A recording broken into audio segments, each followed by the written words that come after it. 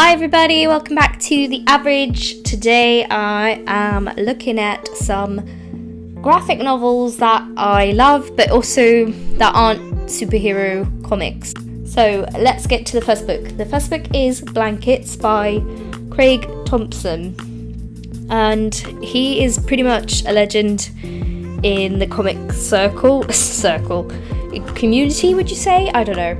And this book was his first book, and it's a biographical novel. It's very hefty, but you'll probably read it in one or two sittings if you're like me and you couldn't put it down.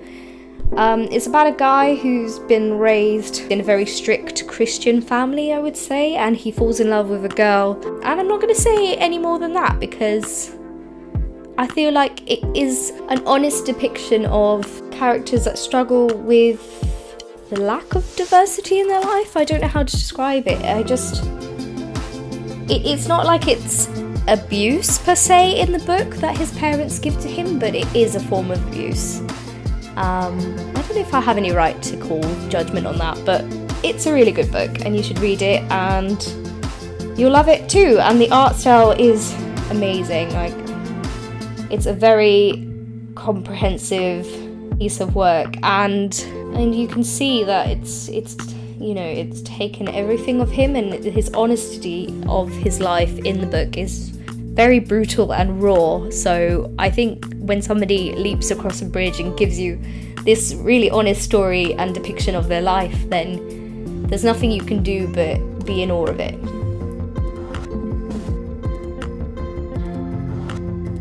The next book is something that inspired me to actually start making comics, because I went to university for animation and I don't know, I never quite connected to it as I do with comics. I still love animation, but I was never very good at it.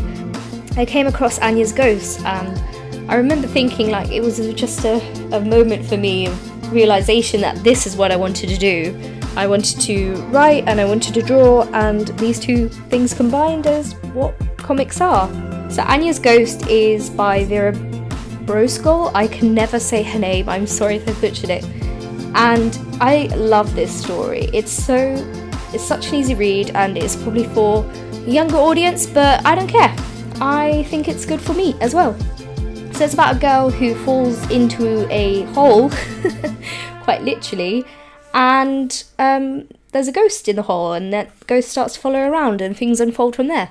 And it's great, and it's just a really complex, the face value of it, it's very simple, but the characters become more complex within the book, and character-driven stories are everything to me, and this one is very high up there on the list of doing that. And even Neil Gaiman has written on the front a masterpiece, so, if it's good enough for Neil Gaiman, it's good enough for us.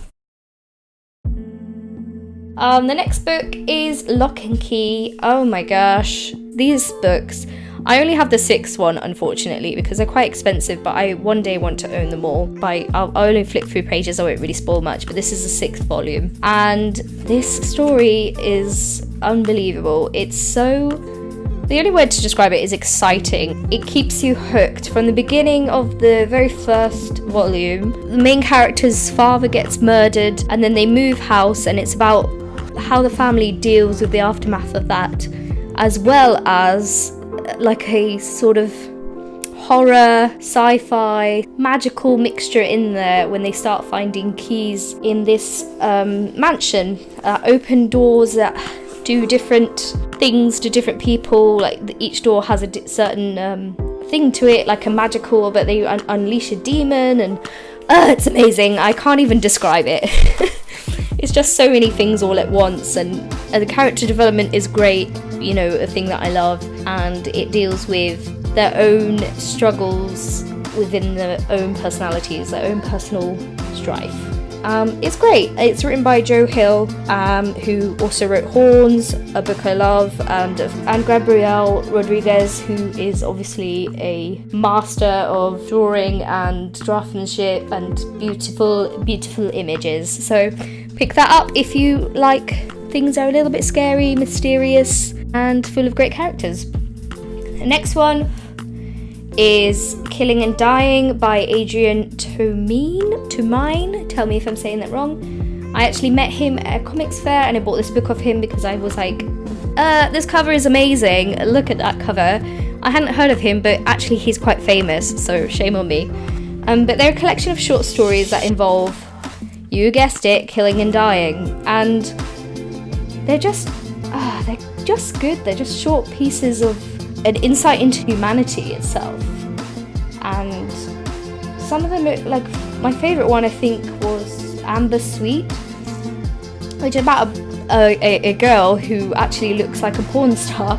So all her life people mistook her for this porn star, which is obviously quite awkward. Talks about how that life-changing that was, even though she wasn't that person. So that's one of the stories. So if you're into short stories and quick reads, then take a look at that one. It deals with a lot of issues like alcoholism, about when to let go of your dreams. The very particular one was some guy who's like, I'm gonna, become a craftsman, and he just doesn't work out for him, and he takes a long time to let that dream go.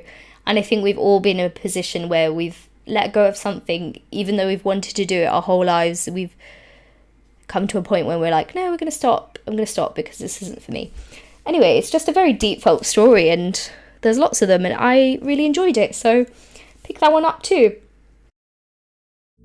These are all quite mainstream comics. You can probably buy them anywhere, so I won't need to link them to you or anything. All of these books are probably for adults, except for Nias Ghost, because they deal with quite complex issues and adult themes.